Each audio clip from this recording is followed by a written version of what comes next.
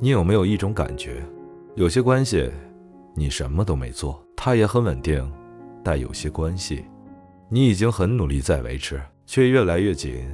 你开始说话小心，开始情绪克制，甚至连表达自己都要反复思考。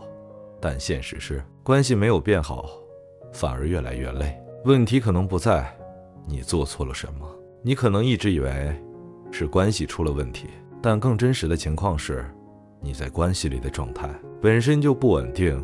很多人忽略了一点，不是关系变了，而是你变了。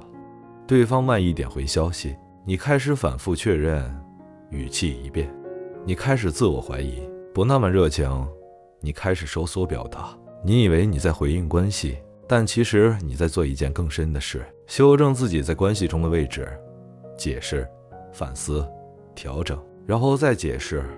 你不是在维持关系，你是在训练一种能力，如何不被放下，而这种能力会反过来控制你。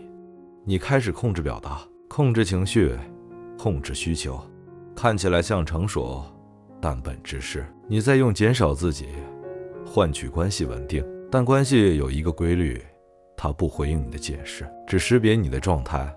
你稳定，它就轻；你紧张，它就重。所以问题从来不是对方，而是你进入关系时是松弛的你还是紧绷的你。你面对的从来不是关系技巧，而是一个更深的问题：你是否需要通过关系来确认自己是谁？当你还需要被回应、被确认，你的一切行为都会变得用力。但当你不再依赖关系确认自己，关系会发生变化。它开始变轻，不是因为别人变了，而是你变了。关系很少突然变了，它是慢慢发生变化的。你开始更在意回应，开始压缩表达，开始用更好相处换稳定，直到某一天你发现你已经不再放松了。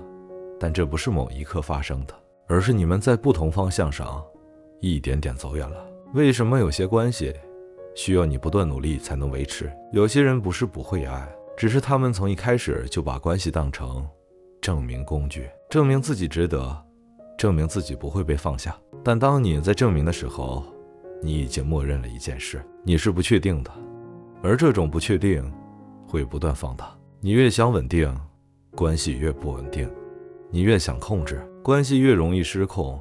关系从来不会回应你的恐惧，它只会回应你的状态。所以真正的问题不是你怎么让别人更喜欢你，而是你为什么需要别人喜欢你来确认你是谁。如果你看到这里，可以在评论区留一个词：稳定或调整，不用解释。因为很多时候你以为你在判断关系，其实你只是在描述状态。人际关系这一层到这里我们已经讲完了，但你会发现我们讨论的从来不是关系本身，而是你在关系里如何成为了现在的自己。所以这不是结束，只是进入更深一层。关系从来不会单独存在，它只是一个放大器，放大你的状态，也放大你对自己的理解方式。当你看清这一点的时候，很多关系问题其实开始变成你自己的问题。但这不是否定，而是一种升级。因为当你不再只看关系的时候，你才真正开始看见自己。接下来我们进入人生觉醒系列第1期。为什么越努力的人越容易迷失？如果这个视频对你有一点触动，请帮我点一个赞，不是支持内容，而是确认一件事：你已经从关系参与者走向关系观察者。如果你愿意继续往下走，可以订阅觉醒思维，我们会继续进入更底层的认知结构。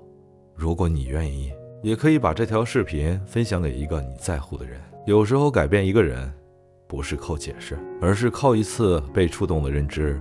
我是觉醒思维，我们下一次继续觉醒。